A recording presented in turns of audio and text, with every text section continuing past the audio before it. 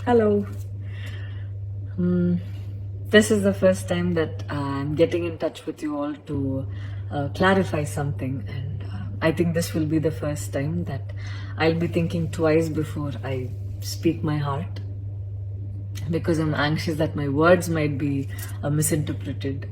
So forgive me if I take a while longer than usual to communicate my thoughts. Mm.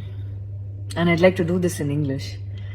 In a recent interview, I was asked if I was a supporter of the left or the right wing, and I clearly stated that I believe I'm neutral, and we need to be good human beings first before we identify ourselves with our beliefs, and that the oppressed need to be protected at any cost.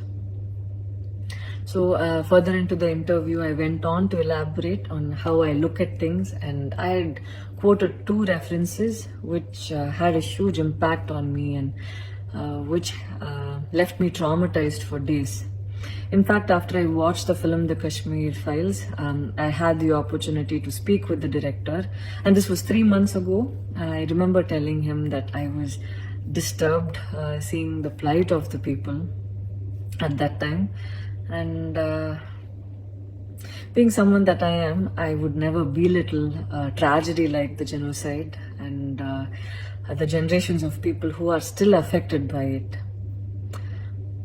Having said that, I can never come to terms with the mob lynching incident that had taken place during our COVID times, because I remember seeing that video and being shaken for days. I believe that violence in any form is wrong, and violence in the name of any religion is a huge sin. So this is all that I wanted to, this is all that I intended to say, and that's all. But it was very disturbing to see that many people online justified the mob lynching incident, and I don't think any of us have the right to take another person's life. Being a medical graduate, I believe that all lives are equal and all lives are important. And I hope a day doesn't come when a child is born and he or she is scared of his or her identity. And I pray that we're not heading towards that, at least.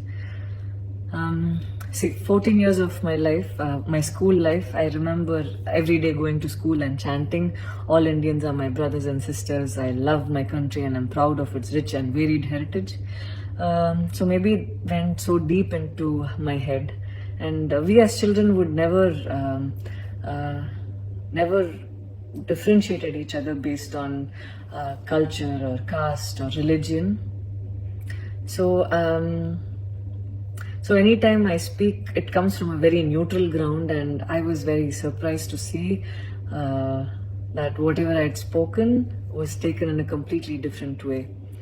And it was also very upsetting to see that a lot of prominent personalities and websites had carried a snippet from the previous interview that I had given, even without seeing the complete interview or the genuinity behind what was said. I would like to take this opportunity to thank the people who stood by me the last few days, because I remember feeling so alone and conflicted, wondering what I did wrong, and it was heartwarming to see that a lot of people raised their voice in support of me, and I felt like they knew me for who I am. So thank you so much for making me feel like I wasn't alone. So I wish you all happiness, peace and love. Thank you so much.